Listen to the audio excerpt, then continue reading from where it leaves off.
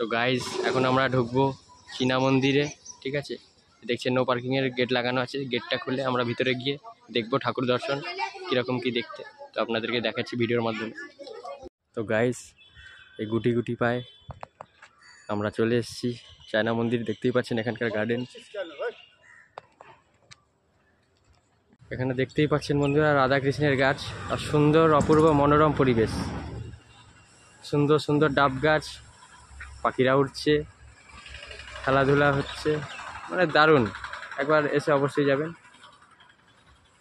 এই হচ্ছে exit gate, আগে এই গেটটা ভেঙে এখন এইটা করা হয়েছে লোহার গেটটা, তো অবশ্যই দেখে যাবেন।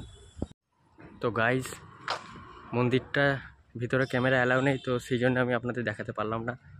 এখানে একজন চায়না সাধু বাবা ছিল, তো এই মাসের 15 তারিখে পুজো হয়, সবাইকে সবসময় ঢুকতে দেওয়া হয় না, তো মেন সময় ঢুকতে দেওয়া হয়, ওই টাইমের প্রসাদ দেওয়া হয়, ঠিক আছে। ভিতরে যে এতটা সুন্দর যে পরিবেশ, যে আসবে সেই জানবে। এটা আপনাদের পড়ছে চৌবাগা, বাইপাস চৌবাগার ভিতরে আদর্শনগর চীনা মন্দির বললেই যে কেউ চিনে যাবে, তো বললেই হয়তো দেখিয়ে দেবে। টোটো বা অটোয় করে আসতে পারেন।